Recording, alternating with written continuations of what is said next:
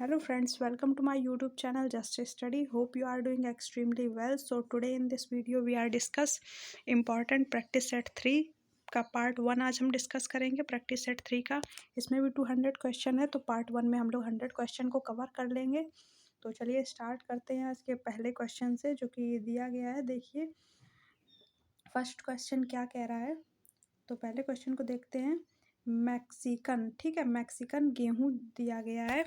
तो इसकी पूछ रहे हैं जल मांग प्रति हेक्टेयर कितनी होती है, यानी कि ये पानी कितने हेक्टेयर में मांगता है। तो ये पूछा जा रहा है क्वेश्चन में। 4 ऑप्शंस दिए गए हैं, तो इसका करेक्ट आंसर कौन सा हो जाएगा। देखिए मैं चार ऑप्शंस जो दिए गए हैं, पूरे सारे ऑप्शन पढ़ के नहीं बताऊंगी, आप लोग रीड कर लेना उसको। बाकी मैं करेक्ट आंसर बताती जाऊँ, क्योंकि क्वेश्चन नंबर ऑफ़ क्वेश्चन बहुत ज़्यादा हैं। अगर हम लोग सभी ऑप्शंस को पढ़ते हुए चलेंगे तो बहुत ज़्यादा टाइम कंज्यूम होगा और क्वेश्चंस कम हो पाएंगे। तो आप लोग चारों ऑप्शंस को देखना, और कुछ इंपॉर्टेंट जो होगा उसमें मैं बताती जाऊंगी। तो चलिए करेक्ट आंसर को देखते हैं। इसका फर्स्ट क्वेश्चन का करेक्ट आंसर कौन सा, मतलब जल मांग प्रति हेक्टेयर कितनी होती है गेहूँ की, जो कि गेहूँ की वैरायटी भी दे दी गई है मैक्सिकन, ठीक है। मैक्सिकन गेहूँ की बात करी जा रही है इसमें। तो करेक्ट आंसर देखते हैं। फर्स्ट का करेक्ट आंसर सी हो जाएगा, जो कि दिया गया है 40 से 50 सेंटीमीटर, ठीक है, यानी 40 से 50 सेंटीमीटर दी गई है। सेकंड क्वेश्चन में पूछ रहे हैं गन्ने में भोजन किस भाग में एकत्रित होता है, यानी कि गन्ना जो होता है उसमें भोजन किस भाग में एकत्रित होता है। तो 4 ऑप्शन देखिए दे दिए गए। तना दिया गया, जड़ और शाखा, पत्ती।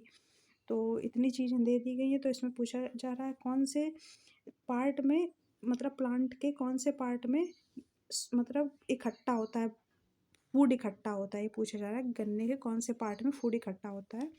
तो 4 ऑप्शन है, इसमें करेक्ट कौन सा हो जाएगा। तो सेकंड क्वेश्चन का फर्स्ट ही है जो करेक्ट हो जाएगा, यानी कि तने में उसका जो तना होता है उसी पे उसका फूड स्टोर होता है, यानी कि भोजन इकट्ठा होता है। तो ऑप्शन ए करेक्ट हो जाएगा। अब देखिए थर्ड क्वेश्चन क्या कह रहा है।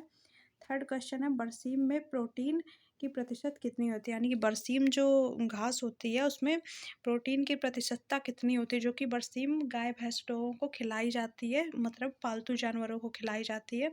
तो बरसीम में प्रोटीन की प्रतिशत कितनी होती है, मतलब प्रोटीन कितने परसेंट में पाया जाता है। देखिए 4 ऑप्शंस दिए गए हैं, तो इसको हटाते हैं और देखते हैं इस क्वेश्चन में 4 ऑप्शंस दिए गए हैं। तो 4 ऑप्शन कौन कौन से हैं।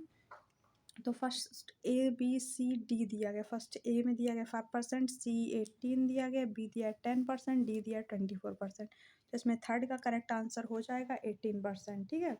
अब देखिए फोर्थ क्वेश्चन क्या कह रहा है। गेहूं में दो सिंचाई उपलब्ध होने की दशा में सिंचाई करते हैं, मतलब दो सिंचाई जब हो जाती हैं तो उसकी दशा में सिंचाई कब की जाती है, ठीक है। तो ये क्वेश्चन कह रहा है। अब देखते हैं इसके ऑप्शंस क्या दिए गए हैं। तो 4 ऑप्शन दे दिए गए हैं, जिसमें कि करेक्ट आंसर हो जाएगा डी, जो कि क्या दिया गया है, ताजमूल एवं बालियाँ निकलते समय। फिर जब दो सिंचाई हो जाती है तो ताजमूल और बालियाँ निकलते समय फिर से सिंचाई की जाती है, ठीक है। तो ये हो जाएगा डी करेक्ट। बाकी क्या और ऑप्शन आप पढ़ लीजिए। तो फिफ्थ क्वेश्चन देखते हैं क्या कह रहा है। चना किस कुल का सदस्य है, चना जो होता है तो वो किस कुल का सदस्य है, यानी कि फैमिली पूछी गई है। 4 फैमिलीज दे दी गई हैं इसमें, तो आपको बताना है कि कौन सी फैमिली का ये सदस्य है। तो फैबेसी, सोलेनेसी, पोएसी और मालवेसी दी गई है। तो 5 का करेक्ट आंसर ए हो जाएगा, जिसमें कि फैबेसी में आपको टिक करना है, ठीक है, जो कि करेक्ट आंसर इस क्वेश्चन का। 6 क्वेश्चन है बाजरे के लिए बीज दर प्रति हेक्टेयर कितनी होती है। ये देखिए मतलब बीज दर प्रति हेक्टेयर का मतलब होता है जैसे कि बाजरा बोया जाता है तो कितने डिस्टेंस में बोया जाता है बाजरा। जैसे कि ये आपका खेत हो गया, तो जैसे लाइन बना के बाजरा बोया जाता है तो कितने डिस्टेंस की दूरी रखी जाती है। तो यही इसमें पूछा जा रहा है कि कितने प्रति हेक्टेयर में ये बीज दर होता है। तो 4 ऑप्शन दिए गए हैं, इसमें भी 6 का करेक्ट आंसर हो जाएगा बी, जो कि क्या दिया गया 4 से 5 किलोग्राम, ठीक है। तो ये दे दिया गया है। अब देखते हैं क्या है 7 क्वेश्चन का। गन्ना की शरदकालीन फसल को कतार में बोते हैं। गन्ना की शरदकालीन फसल होती है उसको किस कतार में बोते हैं, तो पूछा जा रहा है इसमें। क्वेश्चन में 4 ऑप्शंस दे दिए गए हैं। तो 4 ऑप्शन में 7 का करेक्ट आंसर कौन सा हो जाएगा, सी हो जाएगा, जो कि 90 सेंटीमीटर दिया गया है। अब देखते हैं 8 क्वेश्चन को। गेहूं की पछेती बुआई का उचित समय है। गेहूँ की पछेती बुआई का उचित समय क्या है? मतलब गेहूँ की जो बुआई होती है वो किस समय पे ज़्यादा अच्छी होती है, किस समय बुआई की जाती है गेहूँ की। तो ये देखिए डेट दी गई है और महीना दिया गया, कौन से महीने की कब तक तारीख में कब बोया जाता है गेहूँ। तो अगर आपको पता होगा ये गाँव के लोगों को ज़्यादा अच्छे से पता होती हैं ये चीज़ें, शहर के लोगों को उतना कम होती हैं, लेकिन फिर भी नॉलेजेबल चीज़ें होती हैं, पता होती हैं लोगों को, ठीक है। लेकिन अगर आपको नहीं पता है तो आप देखिए इसमें। तो 8th क्वेश्चन का करेक्ट आंसर हो जाएगा बी, जो कि दिया है 25 दिसंबर तक, ठीक है।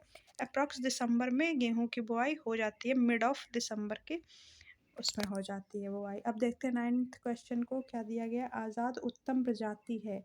ये जो आज़ाद उत्तम है ये पूछी जा रही है कौन सी प्रजाति है। तो देखिए 4 ऑप्शन दिए गए हैं, किस चीज़ की प्रजाति होती है, मक्का की, धान की, कपास की या ज्वार की। 9 क्वेश्चन का करेक्ट आंसर ए हो जाएगा। ये मक्का की प्रजाति होती है आज़ाद उत्तम, ठीक। अब देखते हैं नेक्स्ट क्वेश्चन क्या दिया गया। 10 नंबर क्वेश्चन को देखते हैं।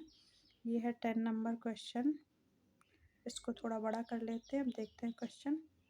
ये देखिए, निम्न में सुमेलित समूह छाटिए। इसमें कह रहे हैं जो करेक्ट हो जो वाला क्वेश्चन, तो वो उसको आप करेक्ट कीजिए, यानी कि सुमेलित को इस पे ढूंढना है। तो एक सेकंड, असुमेलित दिया गया है, देखिए क्वेश्चन पढ़ने में गलती होगी। असुमेलित मतलब जो गलत दिया गया है, ठीक है। तो उसको इसमें ढूंढना है। आप क्वेश्चन को ध्यान से पढ़ना, गलतियाँ हो जाती है क्वेश्चन पढ़ते समय। तो देखिए मैंने सही टाइम पे पकड़ लिया इसको। तो निम्न में असुमेलित पूछा गया। सुमेल मतलब होता है करेक्ट, असुमेल मतलब इनकरेक्ट। इनकरेक्ट क्वेश्चन मतलब इनकरेक्ट, इसमें ऑप्शंस कौन से दिए गए हैं तो ये बताना है आपको। 10th में 10 क्वेश्चन का करेक्ट जो हो जाएगा, करेक्ट आंसर हो जाएगा सी, यानी कि सी जो दिया गया है ये इनकरेक्ट है अपने आप में। इसमें इनकरेक्ट पूछा जाएगा तो यही इस क्वेश्चन का करेक्ट हो जाएगा। बाजरा 60 से 70 सेंटीमीटर की कतार में लगाया जाता है, जो कि ये गलत आंसर है, ठीक है। तो ये करेक्ट हो जाएगा। अब देखिए नेक्स्ट क्वेश्चन क्या है। कार्बनिक उर्वरक का उदाहरण क्या है। 11 नंबर क्वेश्चन कह रहा है कार्बनिक उर्वरक का उदाहरण क्या है, यानी कि ऑर्गेनिक एक तरीके से फर्टिलाइज़र की बात की जा रही है। तो कार्बनिक उर्वरक का उदाहरण पूछा जा रहा है, क्या होता है। Urea, DAP, ammonia nitrate, potassium chloride, ठीक है। तो इन 4 ऑप्शन में से पूछा जा रहा है कौन सा करेक्ट होगा। तो 11 नंबर क्वेश्चन का ए करेक्ट हो जाएगा, यूरिया कार्बनिक उर्वरक में आती है, ठीक है।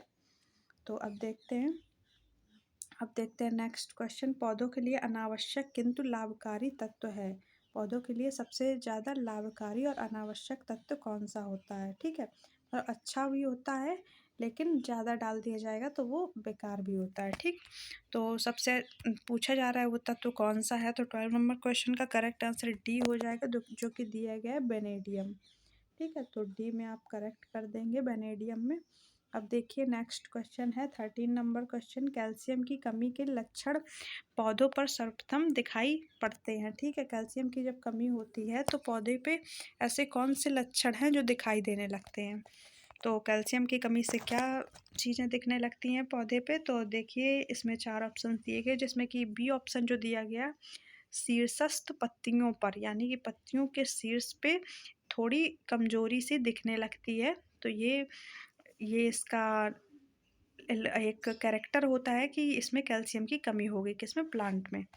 तो मतलब पत्तियों के शीर्ष पे थोड़े मुरझाने सी लगेंगी पत्तियां, तो ये चीज़ देखने मिलती है कैल्शियम की कमी में। तो इसका बी करेक्ट हो जाएगा। अब देखते हैं नेक्स्ट क्वेश्चन। 14 नंबर क्वेश्चन है फेलेरिस माइनर गेहूँसा खरपतवार किस फसल में उगता है। ये जो खरपतवार का नाम दिया गया, खरपतवार का मतलब होता है जो इंसेक्ट होते हैं जो कि फसल को नष्ट कर देते हैं, फसल को बेकार कर देते हैं। जैसे कि इसमें गेहूँसा, गेहूँ में जो पाया जाता है उसका नाम दिया गया, देखिए फेलेरिस माइनर, ठीक है। तो ये इसका नाम है, किसका, खरपतवार का, इंसेक्ट का नाम है। 14 नंबर क्वेश्चन का देखिए इसमें गेहूँसा दे दिया गया है, तो आपको यहीं से थोड़ा दिमाग लगाना है कि गेहूँसा मतलब गेहूँ में, और ज़रूरी नहीं ये चीज़ आपको एग्ज़ाम में मिल ही जाए। तो आप थोड़ा दिमाग में रखना कि फेलेरिस माइनर जो होता है वो गेहूँ का खरपतवार होता है, गेहूँ में ज़्यादातर पाया जाता है, गेहूँ की फसल को बेकार कर देता है, ठीक है।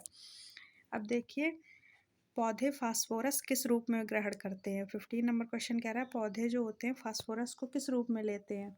तो 15 नंबर क्वेश्चन का ए करेक्ट हो जाएगा, फास्फोरिक एसिड के रूप में इसको लेते हैं। ठीक, अब देखिए 16 नंबर क्वेश्चन, अभ्रक मूल चट्टान से बनने वाली कायांतरित चट्टान कौन सी होती है? जो अभ्रक मूल चट्टान होती है उससे बनने वाली कायांतरित चट्टान के बारे में पूछा जा रहा है कि वो कौन सी होती है। तो 16 नंबर क्वेश्चन का सी करेक्ट हो जाएगा, जो कि सिस्ट होती है। ठीक, सिस्ट चट्टान होती है जो कि अभ्रक मूल चट्टान से बनती है। अब देखते हैं नेक्स्ट क्वेश्चन क्या दिया गया है। नेक्स्ट पेज पे आ गए हम लोग। 17 नंबर क्वेश्चन कह रहा है कि क्षारीय मृदाएं किस समूह में आती हैं? क्षारीय जो मिट्टी होती है वो किस, मृदा मतलब होता है मिट्टी, ठीक है, किस समूह में आती है? तो 4 ऑप्शंस दे दिए गए हैं। हेलोजेनिक होती है, या फिर हाइड्रोजेनिक होती है, थर्मोजेनिक होती है, फाइटोजेनिक होती है। कौन सी टाइप की होती है? तो 17 नंबर क्वेश्चन का ए करेक्ट हो जाएगा, जो कि दिया गया है हेलोजेनिक। ठीक है, अब 18 में पूछ रहा है क्वेश्चन, निम्नलिखित में से कौन सा जोड़ा सही नहीं है? देखिए फिर से इनकरेक्ट पूछ रहा है। ठीक है, जो कि हम लोगों ने पिछले क्वेश्चन में थोड़ा गलती से पढ़ लिया था, लेकिन फिर भी टाइम रहते हम लोगों ने सही कर लिया। तो इसमें इनकरेक्ट ही पूछ रहा है, यानी कि सही नहीं है। तो देखिए 4 ऑप्शंस है, तो एक ऑप्शन नहीं दिख रहा है, तो उसको भी देखते हैं। तो 4 ऑप्शंस में करेक्ट कौन सा हो जाएगा? 18 का करेक्ट हो जाएगा बी, जो कि क्या दिया गया है, धान ओराइजा इंडिका। धान को ओराइजा इंडिका से मैच नहीं करेंगे, ये जोड़ा सही नहीं है। ठीक है, बाकी ये सारे करेक्ट है। तो देखिए इससे 3 क्वेश्चन और बन सकते हैं, आपको ये दे दिए जाएंगे। गेहूं ट्रेटिकम एस्टिवम होता है, और ज्वार सोगम वाइकल होता है, और ये सारे देखे दे दिए जाएंगे। और अब आपसे पूछ लिया जाएगा इसमें करेक्ट कौन सा है। तो करेक्ट कौन सा है, तो आपको ये 3 में करेक्ट करना हो सकता है। 3 ऑप्शंस देने के बाद ऑल ऑप्शन दे दे, लास्ट वाला ऑप्शन आपको डी जो होगा वो ऑल दे दे, और आपको डी में टिक करना पड़े। ठीक है, ये तीनों दिए जाएंगे, तो फिर 3 करेक्ट होंगे तो आपको ऑल दे दिया जाएगा, तो आप उसको उसमें टिक करना पड़ेगा। तो क्वेश्चन किसी भी टाइप में बन सकता है, तो क्वेश्चन को बड़े ध्यान से पढ़ना। ज़रूरी नहीं कि यही क्वेश्चन डायरेक्ट पूछ लिया जाए, थोड़ा सा मोल्ड कर देंगे और आप वहीं कन्फ्यूज़ हो जाओगे। ठीक है, तो कन्फ्यूज़ नहीं होना है, ध्यान से पढ़ना है। चलिए नेक्स्ट क्वेश्चन में चलते हैं। मोहर प्रणाली के अनुसार सिल्ट मृदा के कणों का व्यास है, कितना व्यास होता है सिल्ट मृदा के कणों का? 4 ऑप्शन दिए गए। 19 नंबर क्वेश्चन का सी करेक्ट हो जाएगा, जो कि दिया गया है 0.02 से 0.005 मिलीमीटर। ठीक है, अब देखते हैं नेक्स्ट क्वेश्चन। धान की संकर प्रजाति का समूह है, धान की संकर प्रजाति का समूह कौन सा है? तो 20 नंबर क्वेश्चन का बी करेक्ट हो जाएगा, जो कि दिया गया है APRH2 और KRH1 और DRRH1 दिया गया है। ठीक है, तो अम्लीय, अब देखिए अम्लीय मृदा में प्रयोग करना चाहिए, अम्लीय मृदा में क्या प्रयोग करना चाहिए? तो 4 ऑप्शन इसमें भी दिए गए हैं। 21 का करेक्ट आंसर हो जाएगा डी, जो कि दिया गया उपयुक्त सभी। उपयुक्त सभी में देखते हैं 3 क्या वो दिए गए हैं जो प्रयोग करने चाहिए अम्लीय मृदा में।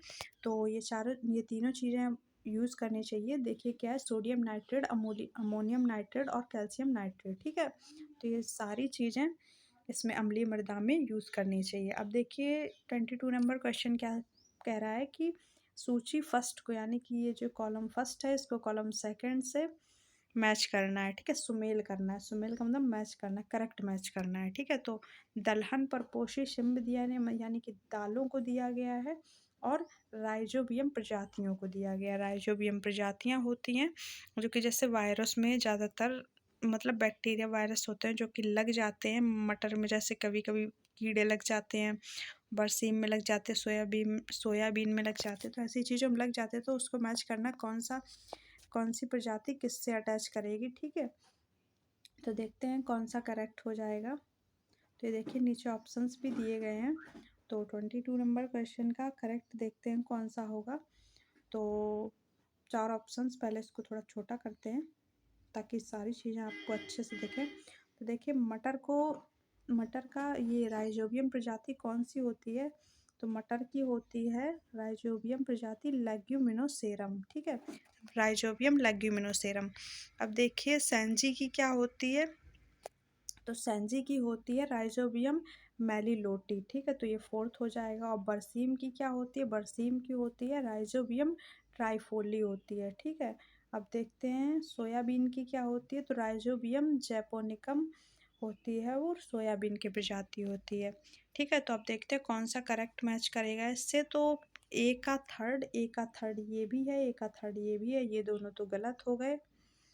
तो अब देखते हैं बी का फोर्थ, बी का फोर्थ इस वाले में है, डी वाले ऑप्शन में। और देखिए यहाँ पे तो बी का 2 दिया गया, तो ये भी गलत हो जाएगा। ऐसे करके आप टाइम बचा सकते हैं। देखिए आप हम लोगों ने 2 मैच किए, यानी कि ए का 3 मैच किया जो कि 2 ऑप्शन में दिया गया था, यानी कि बीच वाले तो दोनों इनकरेक्ट हो गए।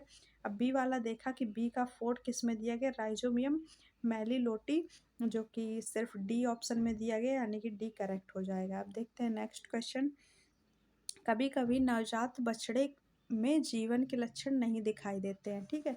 ऐसी दशा में क्या होना चाहिए, क्या ऑप्शन करेक्ट होना चाहिए? तो देखिए दो इस यहाँ पे देख लिया हम लोगों ने कि दिए गए हैं 2 ऑप्शन, क्या शल्य क्रिया करनी चाहिए या जानवर फेंक देना चाहिए, या ऑप्शन दिया गया उसे कृत्रिम श्वसन दिलाना चाहिए या फिर स्वाभाविक श्वसन की प्रतीक्षा करनी चाहिए। तो इसमें क्या करेक्ट हो जाए कि जब नवजात बछड़े में जीवन के लक्षण नहीं दिखाई देते तो क्या करना चाहिए? 23 का करेक्ट आंसर जो दिया गया है इसमें, तो वो हो जाएगा उसे कृत्रिम श्वसन दिलाना चाहिए, यानी कि उसको तुरंत आर्टिफिशियल जान उसमें, मतलब एक तरीके से डॉक्टर को दिखाना चाहिए तुरंत, और तुरंत पूरी कोशिश करनी चाहिए उसे ज़िंदा करने की, यानी कि उस पे अगर थोड़ी बहुत सांसें रह गई हो तो उसको अच्छे से ठीक करवाने की पूरी कोशिश करनी चाहिए। तो इसमें जो सी ऑप्शन दिया गया है ये करेक्ट हो जाएगा। अब देखिए नेक्स्ट क्वेश्चन क्या है। दुधारू गायों को भोजन देते हैं, जो दूध देने वाली गाय होती है उसको कैसा भोजन देते हैं, मतलब भोजन देते हैं, ये क्वेश्चन कह रहा है दुधारू गायों को भोजन देते हैं, ठीक है। तो 24 क्वेश्चन का करेक्ट आंसर हो जाएगा सी, दुग्ध उत्पादन के लिए हम लोग उसको भोजन देते हैं, ठीक है। भोजन मतलब क्यों दिया जाता है ये पूछा जा रहा है, तो दूध के उत्पादन के लिए उसको भोजन दिया जाता है, ठीक। अब देखते हैं नेक्स्ट क्वेश्चन। जब बछड़े के सींग का रोधन करते हैं तो उसके सींग में मलते हैं, क्या मला जाता है जब उसको अच्छे से उनको बढ़ने के लिए प्रेरित किया जाता है, उनके सींगों को अच्छे एक तरीके से उनको इम्यूनिटी दी जाती है उनके सींगों को मजबूत होने के लिए, तो ऐसा क्या लगाया जाता है? 25 का करेक्ट आंसर हो जाएगा बी, कास्टिक पोटास लगाई जाती है, ठीक। अब देखते हैं नेक्स्ट क्वेश्चन। बैलों को भोजन देते हैं, क्यों देते हैं बैलों को भोजन? तो 4 ऑप्शन दिए गए हैं, देखिए चारों आप पढ़िए तो आपको समझ में आएगा। 26 नंबर क्वेश्चन का करेक्ट आंसर होगा जो सी हो जाएगा। देखो मांस बढ़ाने के लिए तो उसको देते नहीं है, मांस बढ़ाने के लिए तो दिया जाता है किसको, खाना दिया जाता है, जैसे वो हो गया, अरे क्या बोलते हैं, मुर्गा हो गया, ये जैसे नॉनवेज चीज़ें होती हैं, मुर्गा हो गया, बकरा हो गया, ऐसी चीज़ों को मांस बढ़ाने के लिए भोजन दिया जाता है। लेकिन जो बैल होते हैं उनको काम करवाने के लिए भोजन दिया जाता है, तो सी करेक्ट हो जाएगा। अब देखते हैं गर्म लोहे से जानवर पर नंबर डालने की विधि को कहते हैं। गर्म लोहे से जो जानवरों पर नंबर डाले जाते हैं उस विधि को क्या, ये आपको चीज़ गांव में बहुत देखने मिलेगी, तो गांव के जो स्टूडेंट होंगे वो ये चीज़ जानते होंगे। तो चलिए 27 नंबर का करेक्ट आंसर वो लोग करेक्ट कर देंगे, बी का। इस 27 का करेक्ट आंसर जो हो जाएगा वो बी हो जाएगा, जो कि दिया गया है ब्रांडिंग। ब्रांडिंग का ये जो गर्म लोहे से जानवर पर नंबर डालने की विधि है उसको कहते हैं ब्रांडिंग, ठीक है। तो ये करेक्ट हो जाएगा। अब देखिए पशुओं को सूखा चारा खिलाया जाता है, पशुओं को सूखा चारा क्यों खिलाया जाता है? 28 का करेक्ट आंसर हो जाएगा डी, ताप ऊर्जा के लिए, ठीक है, ताकि उनके अंदर थोड़ी हीट बनी रहे। निम्न में किस नस्ल की गाय के हम्प पर बाल उपस्थित रहते हैं, मतलब गाल का जो, अरे गाय का जो हम्प होता है, हम्प का मतलब जो आप गाय भैंस को देखो तो उसके पीठ में जो मतलब फूला हुआ हिस्सा होता है उसको हम्प कहा जाता है, तो उसमें बाल उपस्थित होते हैं। ऐसी कौन सी गाय की वैरायटी है जिसमें बाल उपस्थित होते हैं हम्प में, ठीक है। तो जैसे कि मैं आपको बता दूं, अगर हम्प नहीं समझ में आया, जैसे ये गाय है कोई, तो जैसे उसकी पीठ होती है तो पीठ में यहाँ पे जैसे, एक सेकेंड, गाय है तो गाय के पीठ में यहाँ पे थोड़ा उठा हुआ सा रहता है, उसी को हम्प कहते हैं, ठीक। तो किस नस्ल की गाय में हम्प पर बाल उपस्थित होते हैं? तो 29 का करेक्ट आंसर बी हो जाएगा, जो कि दिया गया सिरी काऊ, ठीक है। सिरी जो गाय होती है वैरायटी उसी पे उपस्थित होता है। कितने वर्ष में सभी अस्थायी कृंतक दांत स्थायी हो जाते हैं? कितनी वर्ष की आयु में सारे कृंतक दांत स्थायी हो जाती हैं? तो 30 नंबर क्वेश्चन का बी करेक्ट हो जाएगा, जो कि होता है 5 से 6, ठीक है, 5 से 6 वर्ष की। आयु में, 5 से 6 वर्ष की आयु में। महसाना निम्न में से किसकी नस्ल है, मतलब ये नस्ल पूछी जा रही, किसकी वैरायटी है। तो 31 का करेक्ट आंसर हो जाएगा ए, जो कि दिया गया है भैंस की वैरायटी। ठीक है, भैंस की वैरायटी है ये। अब देखिए, बकरी के शरीर का औसत तापक्रम कितना होता है। बकरी के शरीर का जो तापक्रम होता है वो कितना होता है, टेम्परेचर पूछा जा रहा है कुल मिला के। 32 क्वेश्चन नंबर का करेक्ट आंसर हो जाएगा सी, 39.7 डिग्री सेल्सियस। अब देखते हैं नेक्स्ट क्वेश्चन को। नेक्स्ट पेज पे चलते हैं। क्रीम निकालते समय दूध का तापक्रम होना चाहिए, यानी कि क्रीम जब हम लोग निकालते हैं तो दूध का तापक्रम कितना होना चाहिए। 33 क्वेश्चन नंबर का करेक्ट आंसर जो होगा वो है ए, 40 डिग्री सेल्सियस होना चाहिए। खरबूजे का उद्भव स्थान क्या होता है। ठीक है, खरबूजे का उद्भव स्थान का कौन सा है जहाँ पे मतलब खरबूजे ज़्यादातर पाए जाते हैं। तो 4 ऑप्शन में कौन सा करेक्ट हो जाएगा। 34 नंबर क्वेश्चन का करेक्ट आंसर हो जाएगा, वो हो जाएगा ए, जो कि दिया गया है भारत में। भारत में खरबूजे सबसे ज़्यादा पाए जाते हैं। और ब्रेसिका ओलेरेसिया प्रजाति कैपिटाटा वैज्ञानिक नाम है, ये किसका मतलब वैज्ञानिक नाम है। तो ये पूछा गया है, 4 ऑप्शन दिए गए हैं, किसका वैज्ञानिक नाम है जो कॉमा के अंदर लिखा हुआ है। ठीक है, तो अब ये इसका करेक्ट आंसर कौन सा हो जाएगा। 35 नंबर क्वेश्चन का करेक्ट आंसर हो जाएगा सी, ये पत्ता गोभी का साइंटिफिक नेम है। ठीक है, अब देखते हैं 36 नंबर क्वेश्चन को। लीची बाजार में कब उपलब्ध होती है, कौन से महीने में उपलब्ध होती है, देखिए दिया गया है। तो 4 ऑप्शन है, इसमें करेक्ट आंसर कौन सा हो जाएगा। 36 नंबर क्वेश्चन का बी करेक्ट हो जाएगा, जो कि दिया गया है जून जुलाई में, यानी कि गर्मियों के मौसम में। सबसे अच्छा जैम किस फल से बनाया जाता है, मतलब जो हम लोग जैम खाते हैं ब्रेड में लगा के, वो सबसे अच्छा किस फल से बनाया जाता है। तो 37 नंबर क्वेश्चन का करेक्ट आंसर हो जाएगा डी, यानी कि जो दिया गया है एप्पल। एप्पल से सबसे अच्छा जैम बनाया जाता है। एलियम सेपा किसका वैज्ञानिक नाम है, किसका ये साइंटिफिक नेम है। तो 38 नंबर क्वेश्चन का ए करेक्ट हो जाएगा, जो कि प्याज है। एलियम सेपा जो होता है प्याज का साइंटिफिक नेम होता है। और पूर्णतया गलत जोड़े को चुनिए, 39 नंबर क्वेश्चन कह रहा है गलत जोड़े को चुनिए। इसके और ऑप्शंस देखते हैं। तो 4 ऑप्शन दिए गए, इसमें गलत कौन सा होगा। 39 का करेक्ट आंसर हो जाएगा सी, अमरूद रोजेसी फैमिली का मेंबर नहीं है। ठीक है, तो गलत जोड़ा बताना था तो ये इसमें बता दिया गया है। ठीक, अब देखते हैं नेक्स्ट क्वेश्चन। नेक्स्ट क्वेश्चन क्या कह रहा है। असुमेलित जोड़े को चुनिए, इसमें भी असुमेल बताना है, मतलब गलत ही बताना है। 4 ऑप्शन हैं। 40 नंबर क्वेश्चन हो जाएगा ए करेक्ट इसका, आम कटिंग से संबंधित नहीं है। ठीक है, अब देखते हैं नेक्स्ट। मूली के लिए बीज दर प्रति हेक्टेयर कितना होता है, तो कितना होता है, कितने किलोग्राम होता है। तो देखिए ऑप्शंस दिए गए हैं। 41 का करेक्ट आंसर हो जाएगा बी, जो कि दिया गया है 10 से 12 किलोग्राम। अब देखिए नेक्स्ट क्वेश्चन। ग्रीष्मकालीन करेले की बुआई किस माह में की जाती है। तो ये माह पूछा जा रहा है करेले की बुआई का। तो 4 ऑप्शन इसमें भी हैं। 42 का करेक्ट आंसर हो जाएगा डी, जो कि दिया गया जनवरी से मार्च में। आकर्षण फसल, आकर्षण फसल का उदाहरण है। आकर्षण फसल किस चीज को कहते हैं। तो 4 ऑप्शन दिए गए हैं। 43 का करेक्ट आंसर ए हो जाएगा, जो कि भिंडी, भिंडी को आकर्षण फसल के नाम से भी जाना जाता है। अब देखते हैं नेक्स्ट क्वेश्चन। निम्न में किस फसल को गरीबों का भोजन कहा जाता है, किस फसल को गरीबों का भोजन कहा जाता है। 4 ऑप्शन दिए गए हैं, तो अंदाज़ा लगा के आप पहचान सकते हैं कि गरीबों का भोजन किस चीज़ को कहा जाता है। 44 नंबर का बी ऑप्शन करेक्ट हो जाएगा, वो हो जाएगा शकरकंद।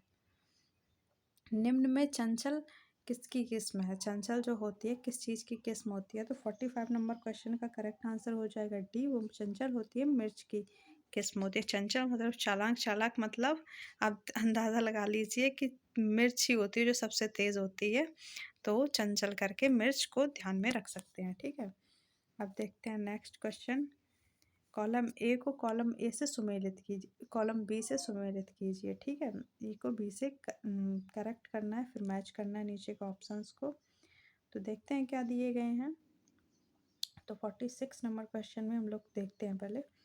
तो 46 क्वेश्चन नंबर में जो हम लोग मैच करते हैं पहले क्या क्या दिया गया है। तो अंतःप्रदावीय जालिका जो होती है, तो इसको किससे करेक्ट करेंगे, इसको लिपिड के निर्माण से करेक्ट करेंगे। यानी कि अंतःप्रदावीय जालिका होती है, वो किस चीज़ का निर्माण करती है, वो लिपिड का फॉर्मेशन करती है। और राइबोसोम होते हैं, राइबोसोम करते हैं प्रोटीन सिंथेसिस, यानी कि प्रोटीन का निर्माण करते हैं। माइटोकॉन्ड्रिया जो होता है, जो कि ये सारे सेल ऑर्गेनल हैं, ठीक है, सेल में पाए जाने वाले ऑर्गेनल है। तो यानी कि अब माइटोकॉन्ड्रिया जो हो जाएगा वो किस चीज़ से रिलेट करता है, तो ये देखिए माइटोकॉन्ड्रिया हो जाएगा वो रेस्पिरेशन से करेक्ट करता है, ठीक है। तो ये मतलब ये किस चीज़ को डिनोट करता है, तो माइटोकॉन्ड्रिया श्वसन करता है यानी कि रेस्पिरेशन करता है, और संकुचनशील धानी परासरण नियमन करता है, ठीक है। तो अब देखते हैं कौन सा ये करेक्ट हो जाएगा।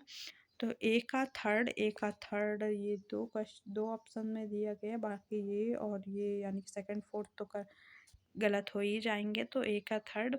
अब बी का फोर्थ, तो बी का फोर्थ ए में दिया गया है, तो ये ए करेक्ट हो जाएगा। तो ए करेक्ट करते हैं, अब बाकी की मिलाने की ज़रूरत नहीं है। उत्परिवर्तनवाद का सिद्धांत निम्न में से किसने प्रस्तुत किया। बहुत ज़्यादा इंपॉर्टेंट क्वेश्चन है ये, बहुत बहुत ज़्यादा, ठीक है, बिल्कुल पूछा जाता है।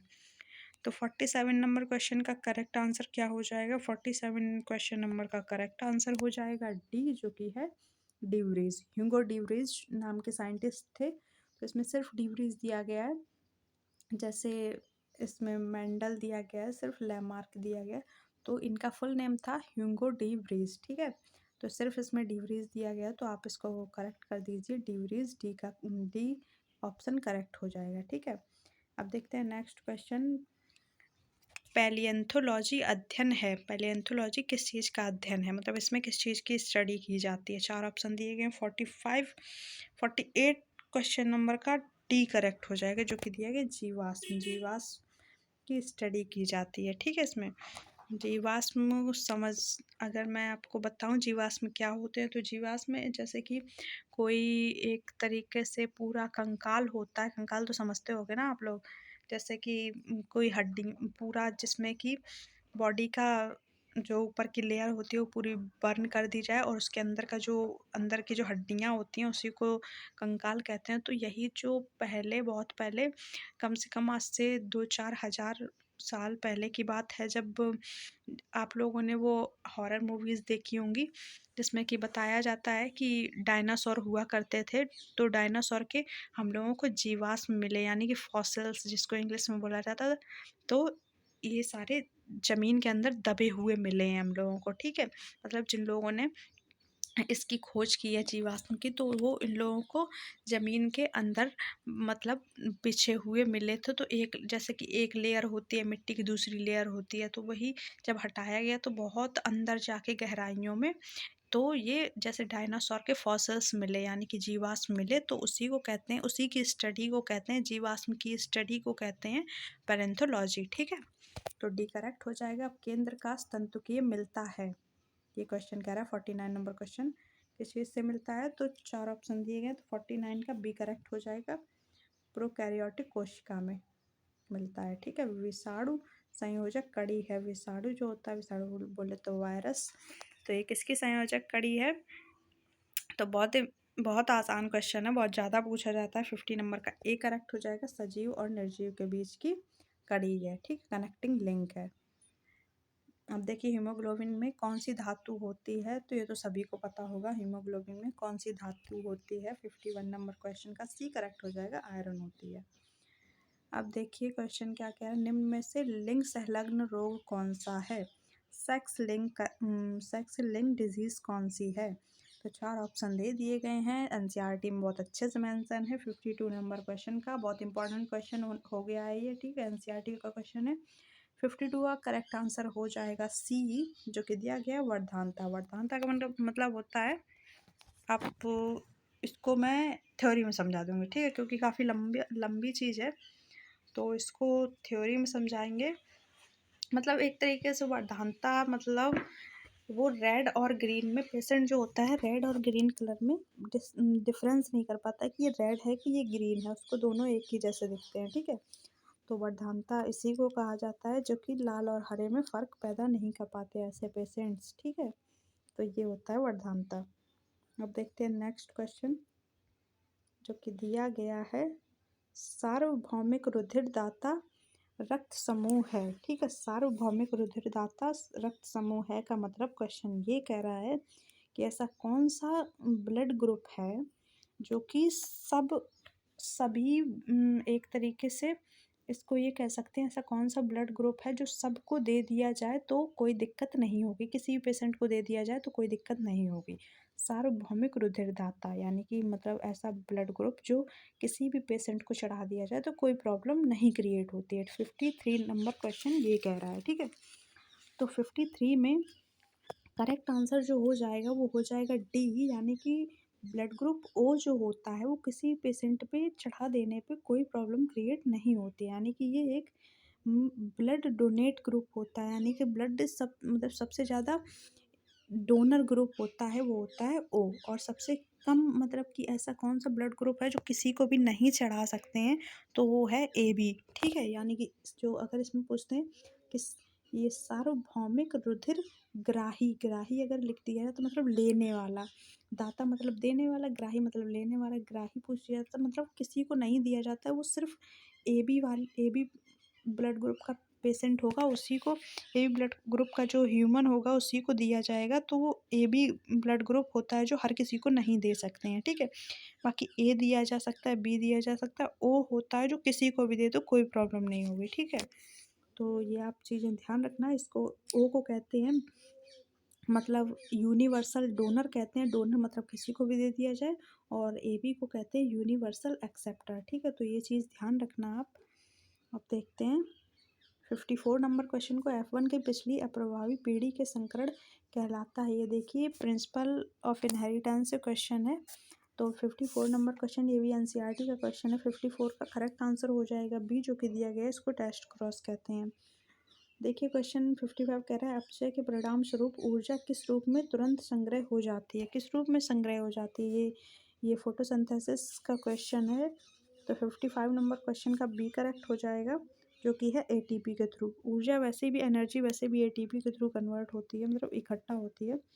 तो पित्र एकत्र होता है, कहाँ पे एकत्र होता है, सिंपल सा क्वेश्चन है ये है। इसका करेक्ट आंसर हो जाएगा बी, यानी कि लीवर में, यकृत में, ठीक, एकत्र होता है। अब देखिए स्टार्च है, स्टार्च क्या है। ये जितने अभी क्वेश्चन करा रही हूँ सारे इंपॉर्टेंट क्वेश्चन हैं, ये जितने 53 की सीरीज़, ये 53 से स्टार्ट हुए सारे इंपॉर्टेंट क्वेश्चन हैं, बहुत ध्यान से पढ़ना, सब आने के चांसेस हैं। 57 58 हुआ, ठीक है। तो 57 देखते हैं स्टार्च क्या है। स्टार्च है 57 करेक्ट हो जाएगा इसका आंसर सी, यानी कि ये पॉलीसेक्राइड है, ठीक है। स्टार्च जो होती है पॉलीसेक्राइड होती है। 58 का, इसका 58 तो क्वेश्चन नंबर का करेक्ट आंसर क्या होगा, पहले क्वेश्चन पढ़ते हैं क्या है। तो सबसे अधिक दांत पाए जाते हैं किसमें, सबसे अधिक दांत पाए जाते हैं तो घोड़े में सबसे अधिक दांत पाए जाते हैं। अब देखिए नेक्स्ट, मैलपीघी नलिकाएं होती हैं, मैलपीघी नलिकाएं जो होती हैं कैसी होती हैं। तो 59 का करेक्ट हो जाएगा, 59 का करेक्ट क्वेश्चन का आंसर हो जाएगा। देखती हूँ, पढ़ने दो तो पढ़ते हैं इन क्वेश्चन को। कीटों का श्वसनांग और मेढक का उत्सर्जी अंग अंतःस्रावी ग्रंथि, कीटों के उत्सर्जी अंग, इनमें से 59 का करेक्ट आंसर जो हो जाएगा डी हो जाएगा जो कि दिया गया है, कीटों के उत्सर्जी अंग। अब देखते हैं नेक्स्ट क्वेश्चन को। टेडपोल लार्वा का उत्सर्जी पदार्थ है, टेडपोल लार्वा का उत्सर्जी पदार्थ क्या होता है, मतलब कि एक्सक्रीटरी प्रोडक्ट क्या होता है, यानी कि जो निकालते हैं वेस्टेज, तो क्या होता है एक्सक्रीटरी प्रोडक्ट टेडपोल का। तो 60 का करेक्ट आंसर हो जाएगा ए जो कि होता है अमोनिया, तो अमोनिया करेक्ट हो जाएगा। 61 का है मूत्र का पीएच कितना होता है, यानी कि जो यूरिन होती है उसका पीएच कितना होता है, तो 61 का करेक्ट आंसर हो जाएगा बी, 6.0 होता है। 62 नंबर क्वेश्चन, एंट अमीबा हिस्टोलेटिका रहता है मनुष्य की, एंट अमीबा हिस्टोलेटिका मनुष्य के कहाँ पे रहता है, तो ये सिंपल क्वेश्चन है, बहुत इंपॉर्टेंट क्वेश्चन है। आंत में रहता है एंट अमीबा हिस्टोलेटिका जो कि एक प्रोटोजोआ होता है, ठीक है। अब देखते हैं नेक्स्ट क्वेश्चन को। पैरामीशियम के केंद्रक की संख्या कितनी होती है, पैरामीशियम में केंद्रक की संख्या पूछी गई है कितनी होती है। 63 का करेक्ट आंसर हो जाएगा बी जो कि दिया गया है 2 होती है। ठीक, अब देखते हैं नेक्स्ट क्वेश्चन को। फीताकृमि के चूसक का कार्य है। फीताकृमि जो होता है फ्लैट फॉर्म होता है, उसका चूसक कार्य कितना होता है? तो मतलब क्या होता है, इसमें पूछा गया किस तरीके से वो चूसता है ब्लड को। तो 64 का करेक्ट आंसर ये हो जाता है, आंत में चिपक के वो ब्लड को सक करता है। ठीक है, अब देखते हैं नेक्स्ट क्वेश्चन क्या दिया गया है। इधर साइड पे चलते हैं। 65 नंबर क्वेश्चन कह रहा है कॉकरोच की श्रृंगिकाएं स्थित होती हैं, कहाँ स्थित होती है? 65 नंबर क्वेश्चन का करेक्ट आंसर हो जाएगा बी, सिर पर। केंचुओं की आहार नाल में ग्रसनी स्थित होती है, कहाँ ग्रसनी स्थित होती है? किस खंड पे होती है, मतलब किस पार्ट में होती है? तो इसमें दिए गए हैं ऑप्शंस 4। 66 का करेक्ट आंसर हो जाएगा बी, यानी कि फोर्थ खंड में स्थित होती है। अब देखिए केचुए में निषेचन होता है, कैसा निषेचन होता है केचुए में? 67 का करेक्ट आंसर बी हो जाएगा, शरीर के बाहर होता है। तो ये इसका करेक्ट आंसर हो जाएगा बी। अब देखते हैं नेक्स्ट क्वेश्चन। तारकाय पाया जाता है, 68 नंबर क्वेश्चन, तारकाय पाया जाता है। 68 का करेक्ट आंसर हो जाएगा ए, जंतु कोशिका में तारकाय पाया जाता है। अब देखिए अनुवांशिक लक्षण का वाहक होता है, अनुवांशिक लक्षणों का वाहक कौन कौन होता है? तो ये देखिए 4 ऑप्शन है, माइटोकॉन्ड्रिया, लवक, राइबोसोम, क्रोमोसोम। तो 4 ऑप्शन में 16 का करेक्ट आंसर हो जाएगा बी, जो कि दिया गया है लवक। अब देखिए 70 नंबर क्वेश्चन। मधुमक्खी मैथुन करती है, मधुमक्खी जो रिप्रोडक्शन करती है वो कैसे करती है? तो किसके थ्रू करती है? जल में, हवा में, छत्ते में, पहाड़ों पर। तो 70 का करेक्ट आंसर हो जाएगा सी, हवा में। ठीक है, अब देखिए कॉलम ए को कॉलम बी से मैच करना है, तो फिर देखते हैं ऑप्शंस क्या दिए गए हैं। तो देखिए 4 ऑप्शन दिए गए हैं, तो 71 नंबर क्वेश्चन को मैच करते हैं। 71 नंबर क्वेश्चन को मैच करेंगे तो सरसों को कर देंगे हम लोग। सरसों का करेक्ट मैच होगा स्पेंडिक्स, जो कि एक पुष्पक्रम है, पुष्प का पुष्पक्रम है स्पेंडिक्स। और गुड़हल का है, तो गुड़हल को देखते हैं किससे करेक्ट करना होगा। एकाकी कक्षस्थ से करना होगा, तो इसका फर्स्ट हो जाएगा। और केले का हो जाएगा, एक सेकंड थोड़ा सा गलत हो गया। अब देखिए सरसों को फिर से देखना है एक बार। सरसों को करेक्ट करेंगे हम लोग रैसीम से, और गुड़हल को करेक्ट करेंगे एकाकी कक्षस्थ से, और केले को करेंगे स्पेंडिक्स से, और सहतूत को कैटकिन से। तो इसका करेक्ट ऑप्शन कौन सा हो जाएगा? ए को 3 से करेक्ट करिए तो डी करेक्ट हो जाएगा, तो इसमें टिक कर देंगे।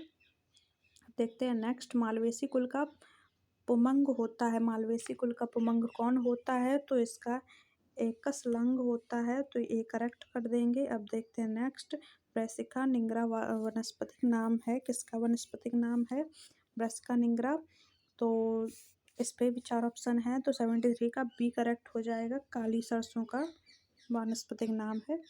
अब देखते हैं क्या दिया है। कॉर्क कैम्बियम किस प्रकार का ऊतक है? कॉर्क कैम्बियम होता है किस टाइप का टिश्यू है? तो 4 दिए गए हैं टिश्यू, तो इसमें भी बी करेक्ट हो जाएगा, विभज्योतिकी ऊतक। ठीक है, तो अब देखते हैं नेक्स्ट, जिसमें कि 75 से दिया गया है। जड़ों के जाइलम होते हैं, जड़ों के जाइलम कैसे होते हैं? तो देखिए ऑप्शन देखिए पढ़िए। तो 75 का करेक्ट हो जाएगा बी, जो कि दिया गया एक्सार्च। ठीक है, एक्सार्च टाइप के जड़ों के जाइलम होते हैं। तना विकसित होता है, कैसे विकसित होता है, किस चीज़ के थ्रू विकसित होता है? तो 76 का करेक्ट हो जाएगा सी,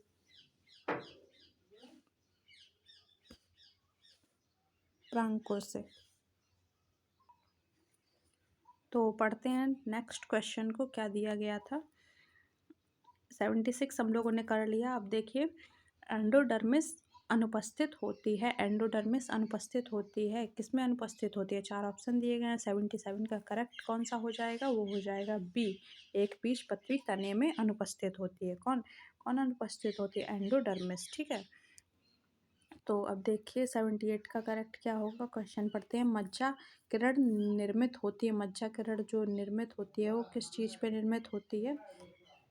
4 ऑप्शन दिए गए हैं, तो 78 का करेक्ट कौन सा हो जाएगा? 78 का ए करेक्ट हो जाएगा।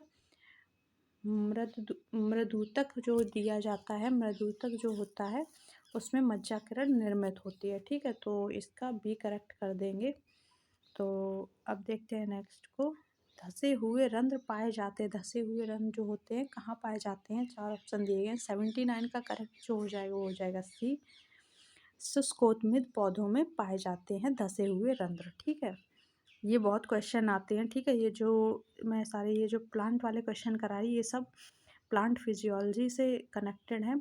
तो प्लांट फिजियोलॉजी से कम 5 से 6 क्वेश्चन आने की पूरी पॉसिबिलिटी है। तो ये प्लांट वाले क्वेश्चन को ये देखिए, जितना एक बीजपत्री जड़ वाला क्वेश्चन यानी कि 77 नंबर क्वेश्चन है, 78 हुआ, 79 हुआ, 76 नंबर क्वेश्चन, 75 नंबर क्वेश्चन, ये सारे प्लांट फिजियोलॉजी के क्वेश्चन है, कुछ प्लांट किंगडम के क्वेश्चन है। तो आप इनको ध्यान में रखना, ये बॉटनी के सारे क्वेश्चन हैं, बहुत इंपॉर्टेंट क्वेश्चन है, तो ध्यान से करना। ये बहुत क्वेश्चन आते हैं क्योंकि ये जो प्लांट क्या कहते हैं प्लांट फिजियोलॉजी होती है, तो इसके क्वेश्चंस स्टूडेंट कम करते हैं क्योंकि ये इतने ज़्यादा इंटरेस्टिंग नहीं होते। प्लांट की ज़्यादा फिजियोलॉजी जानने में किसी को इंटरेस्ट भी नहीं होता है। तो अगर आप इन क्वेश्चन को अच्छे से करेंगे तो आपको उनसे लीड मिल जाएगी और कुछ मार्क्स आपके ज़्यादा होंगे तो आपका एंट्रेंस एग्ज़ाम अच्छे से क्वालिफाई हो जाएगा। तो आप थोड़ा ध्यान से पढ़ना। अब देखते हैं 80 नंबर क्वेश्चन को क्या कह रहा है क्वेश्चन। तो क्वेश्चन पढ़ते हैं, कौन सा क्वेश्चन हम लोगों ने कर लिया, 79 क्वेश्चन कर लिया। तब 80 नंबर क्वेश्चन को करते हैं। पूर्ण मूल स्तंभ परजीवी है। ठीक है, ये जो क्वेश्चन है पूर्ण मूल स्तंभ परजीवी है, किस चीज़ से परजीवी है। तो 4 ऑप्शन है, 80 का देखते हैं कौन सा करेक्ट होने वाला है। तो हो जाएगा सी, कसकुटा पर पूर्ण मूल स्तंभ परजीवी होती है। ठीक है, अब देखते हैं नेक्स्ट क्वेश्चन। पौधे कौन सा जल प्राप्त करते हैं, पौधे कौन सा जल प्राप्त करते हैं। तो 4 ऑप्शंस दिए गए हैं, इसमें करेक्ट कौन सा हो जाएगा। 81 का करेक्ट आंसर हो जाएगा डी, कोशिका जल में। ठीक है, पौधे कौन सा जल प्राप्त करते हैं, कोशिका जल प्राप्त करते हैं। सालवीय में होता है, सालवीय में क्या होता है, सालवीय के 4 ऑप्शंस दिए गए हैं। सालविया में क्या होता है, 82 का करेक्ट आंसर हो जाएगा ए, जो कि दिया गया सालविया में होता है कीट परागण यानी कि इंसेक्ट पॉलिनेशन होता है इसमें। तो ये करेक्ट हो जाएगा। अब देखिए 83 नंबर क्वेश्चन। यदि गेहूं की जड़ कोई कोशिका में 42 क्रोमोसोम है तब उसकी सहायक कोशिका में क्रोमोसोम की संख्या कितनी होगी। गेहूं की जड़ में कोशिका की मतलब इसमें बताया गया गेहूं की जड़ में अगर कोशिका में 42 क्रोमोसोम है तो उसकी सहायक कोशिका में कितने क्रोमोसोम होंगे। तो 4 ऑप्शंस दिए गए हैं, 83 का करेक्ट आंसर हो जाएगा डी, जो कि दिया गया है 42 क्रोमोसोम हो जाएंगे उसकी सहायक कोशिका में। 84 नंबर क्वेश्चन क्या है, पत्तियों की अंध्रचंद्राकार कोशिका को कहते हैं, क्या कहते हैं अंध्रचंद्राकार कोशिका को। ठीक है, तो 4 ऑप्शन इस पे भी है। 84 का करेक्ट आंसर जो हो जाएगा वो हो जाएगा गार्डन सेल, जो कि बी दिया गया है, बी करेक्ट करेंगे। अब देखते हैं नेक्स्ट क्वेश्चन को। पैराफाइसिस पाया जाता है, पैराफाइसिस कहाँ पाया जाता है, किस चीज़ में पाया जाता है। तो देखिए प्लांट का क्वेश्चन है, 90 का करेक्ट आंसर हो जाएगा बी, जो कि मॉस में पाया जाता है। मॉस से सभी पढ़ाया था बायोलॉजिकल क्लासिफिकेशन में, उसी की बात कर रहे हैं। सिस्टोलियम में होता है, सिस्टोलियम में क्या होता है, तो सिस्टोलियम में होता है, देखिए 4 ऑप्शन है इसमें, 91 का करेक्ट हो जाएगा बी, कैल्शियम कार्बोनेट होता है। ठीक, अब देखते हैं रबर प्राप्त किया जाता है, रबर किसके थ्रू प्राप्त किया जाता है। 92 का करेक्ट आंसर कौन सा हो जाएगा, बी हो जाएगा। रबर जो होता है वो लेटेक्स के थ्रू प्राप्त किया जाता है। 80s राइबोसोम का लघु व दीर्घ भाग कितना होता है। जो 80s राइबोसोम देखिए 2 पार्ट में होता है, तो बायोलॉजी वालों को पता ही होगा। तो इसके जो छोटा और बड़ा भाग होता है, छोटा और बड़ा पार्ट होता है, वो किस किस वो एक तरीके से सेंडिमेंट्री में कन्वर्ट होता है। तो ये पूछा गया है इस क्वेश्चन में। तो ये देखिए आपको बताना पड़ेगा। तो 4 ऑप्शंस हैं, 93 का करेक्ट आंसर कौन सा हो जाएगा, हो जाएगा सी, 40s और 60s में, यानी कि 40s और 60s मिल के 80s बनाते हैं। तो जब 60 और 40 आप कहोगे 60 और 40 तो 100 हो गया। तो 100 होने के बाद जैसे कि राइबोसोम होता है तो ऊपर छोटा होता है नीचे बड़ा होता है। तो ये तो हो गया 40s, ठीक है 40s हो गया, और ये हो गया 60s। तो 60s आपने सोचा ये तो हो गया 100, तो ऐसा नहीं होता है, ठीक है। 100 तो हो गया, लेकिन जब ये हो जाएगा इसका 20%, इससे भी थोड़ा निकाल लेंगे, इससे भी निकाल लेंगे, तो इन दोनों का आधा आधा परसेंट इसको जोड़ने में चला जाता है। तब ये 40s और 60s ऐसे इसको रखा जाएगा, यानी कि 20% जो हो जाएगा 20s इसको आपस में जोड़ने में ख़त्म हो जाता है, ठीक है। तब उसको अगर आप देखिए, इससे 20 यानी कि इसके 30 कर दीजिए, 40 के 30s कर दीजिए, और इसके कर दीजिए 50s। 30 और 50 कितना हुआ, 5 6 7 8, तो अब हो गया ना 80s राइबोसोम, यानी कि 10 इससे निकाल लिए, 10 इससे निकाल लिए, इन दोनों को निकाल के हो गया 20। तो 20 जब इसको जोड़ने में चला जाएगा तो 30 और 50 इज इक्वल टू 80s हो जाएगा। तो ऐसे ये होता है, ठीक है। अब देखिए इसका करेक्ट आंसर हो जाएगा सी। तो अब देखिए 94 नंबर क्वेश्चन क्या कह रहा है कि प्याज में क्रोमोसोम की संख्या पाई जाती है। प्याज में कितने क्रोमोसोम की संख्या पाई जाती है, तो देखिए ऑप्शंस 94 का करेक्ट हो जाएगा बी, जो कि दिया गया है 16 संख्या पाई जाती है क्रोमोसोम की। राइबोटाइड निर्माण करता है, राइबोटाइड किस चीज़ का निर्माण करता है, यानी किस चीज़ का फॉर्मेशन करता है। 95 का करेक्ट आंसर हो जाएगा ए, आरएनए का करता है। ए ऑप्शन है, आरएनए का करता है फॉर्मेशन। देखिए 96 ठोस अवस्था से गैस अवस्था में परिवर्तन कहलाता है। क्या कहलाता है, ठोस से गैस में परिवर्तन। तो देखिए 4 ऑप्शंस दिए गए हैं, इसमें करेक्ट हो जाएगा 96 का करेक्ट आंसर क्या हो जाएगा, 96 का करेक्ट आंसर हो जाएगा बी, ऊर्ध्वपातन, ठीक है।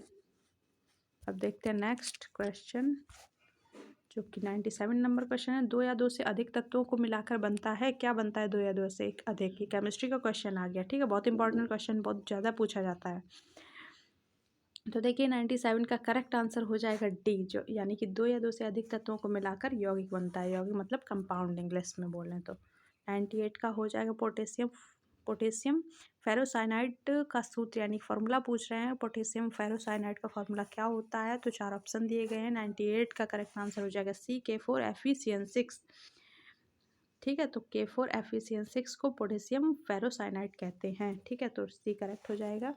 अब देखिए 99 नंबर क्वेश्चन, O2 अणु में कितने इलेक्ट्रॉन अयुग्मित होते हैं, ठीक है। O2 अणु में कितने इलेक्ट्रॉन अयुग्मित होते हैं, तो देखिए 99 का करेक्ट बी हो जाएगा। तो ये करेक्ट हो जाएगा। देखिए ऑक्सीजन की वैलेंसी कितनी होती है, तो hydrogen, helium, lithium, beryllium, boron, carbon, nitrogen, oxygen. तो ये देखिए ऑक्सीजन की 8 हो जाएगी। तो अब उसके बाद हम लोग देख लेंगे कि इसको क्या, वो आप लोगों ने इलेक्ट्रॉनिक कॉन्फ़िगरेशन किया हो तो आपको पता होगा 1s2 होता है, एक सेकेंड, 1s2 होता है, 1s2 होता है, 2s2 होता है, 1s2, 2s2, 2p6, फिर 3s2। तो ये जो हो गया 1 2 3 4, ये देखिए इसको आप जब जोड़ेंगे 6 7 8, तो ये तो नहीं होगा, ठीक है। इस पे भी 2 कम कर देंगे, यानी कि 2p4 हो जाएगा। तो ये जब 2p4 हो जाएगा तो sp, तो p में कितने रखे जाते हैं, तो ये जो p में होते हैं, s में होता है 1, p में होते हैं 3, और d में होते हैं 5, और d f में होते हैं 7, ठीक है। तो इसमें जब रख दिए गए तो 4 करते हैं, 1 2 3 4, ठीक है। तो ये ऐसे हो गया। तो इसका करेक्ट आंसर कौन सा हो जाएगा, 99 का करेक्ट आंसर हो जाएगा बी। तो देखिए अब कौन अनपेयर्ड इलेक्ट्रॉन कितने बचे, देखिए मैं इसको सही से बनाती हूँ, ठीक है। इसको ये देखिए लास्ट वाला हम लोग देखेंगे। देखिए इसकी वैलेंसी अब ध्यान से देखना, O2 की वैलेंसी यानी कि ऑक्सीजन की वैलेंसी होगी 8, मतलब एक तरीके से उसका एटॉमिक नंबर देखिए, hydrogen, helium, lithium, beryllium, boron, carbon, nitrogen, oxygen, oxygen 8 number पे आता है। तो ये देखिए 1s2, तो 2 तो ये हो गए, 1s2, 2s2, 2p6 हो गए। देखिए 6 7 8, एक सेकेंड, 6, हाँ ये देखिए 1s2, 2s2, इसके हम लोगों ने 2 कम ही किए, तो 1s2, 2s2, 2p4। तो ये देखिए 2 2 और 4 कितने हो गए, इज इक्वल टू 8 हो गए। 8 होने के बाद अब देखिए पी ग्रुप देखेंगे हम लोग। पी ग्रुप यानी कि एस ग्रुप में होता है एक, एस ग्रुप में ऐसे जैसा एस होता है, पी होता है, डी होता है और एफ होता है। तो एस में एक ब्लॉक होता है, पी में 3 होते हैं, उसमें 5 होते हैं, उसमें 7 ब्लॉक, का मतलब ऐसे करके ऐसे बनाया जाता है, एक होता है। और जैसे बी में देखेंगे तो ये बढ़ के और हो जाएंगे, 3 हो जाएंगे। ऐसे ही इसमें 5 हो जाते हैं डी में और एफ हो जाते हैं। तो देखिए इसमें लास्ट कौन सा है, पी है। तो पी में कितने ब्लॉक होते हैं, 3। तो हम लोगों ने 3 ब्लॉक रख लिए, ठीक है, 3 ब्लॉक रख लिए। अब इसमें ऐसे डंडे कर दिए। अब इसके बाद इसको जब फिलिंग करते हैं तो पहले सब में एक एक भर दो, क्योंकि लास्ट में देखना है इसमें कितनी संख्या दी गई है, 4 दी गई है, ठीक है। तो सब में एक एक भर दिया तो 3 तो ऐसे हो गए।